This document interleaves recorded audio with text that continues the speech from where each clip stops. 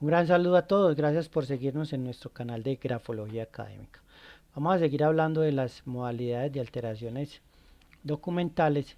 En esta oportunidad vamos a hablar acerca de la intercalación. Ya vimos en la alteración aditiva que era precisamente mediante la imposición de pequeños trazos que se podía modificar una estructura gráfica. Aquí ya se van a adicionar letras nuevas, palabras nuevas o párrafos nuevos a un escrito. Cada una de esas modalidades entonces va a tener una clasificación para la alteración por intercalación. Cuando estamos hablando de que se van a agregar letras nuevas a una misma palabra, entonces la vamos a denominar intercalación interliteral. Cuando estamos hablando de que vamos a agregar palabras nuevas a un escrito, a un renglón, palabras nuevas, entonces estamos hablando de intercalación interverbal. Y cuando estamos hablando que estamos adicionando una línea nueva, un renglón nuevo o párrafos nuevos a un escrito, entonces estamos hablando de intercalación interlineal. Tenemos aquí pues como un ejemplo para que podamos comprender un poco mejor. Si, eh, si tenemos la palabra 1000,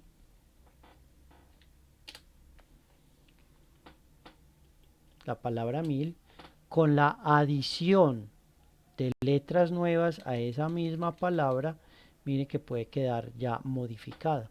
Entonces acá tenemos una alteración interliteral con la agregación de letras nuevas a una misma palabra. Puede ser una, pueden ser varias, puede ser al inicio, puede ser al final de la palabra.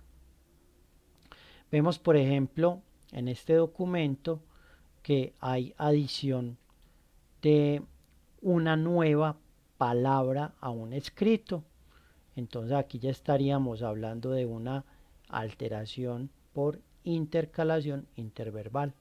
Vemos que aquí, por ejemplo, hay adición eh, de, de, un, de un renglón o de una línea nueva al escrito.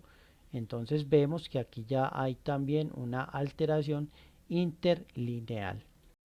Mire que en la parte numérica podemos agregar unidades nuevas a unas ya escritas.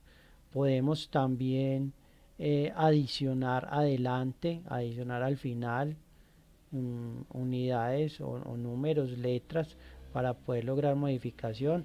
También podemos, por ejemplo, utilizar o combinar con alteraciones aditivas para poder también cambiar o modificar el sentido de las letras ya originalmente puestas.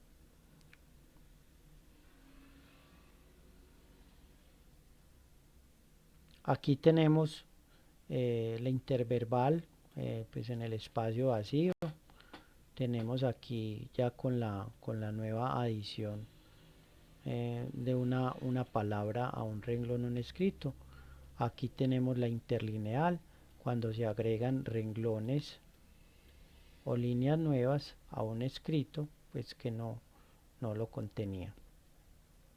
Para poder determinar este tipo de adiciones es muy importante, o de alteraciones, es muy importante que nosotros establezcamos todo lo que tiene que ver con las características de la fuente, con las características de la alineación, con las características de las márgenes del documento original, porque todas ellas deben coincidir.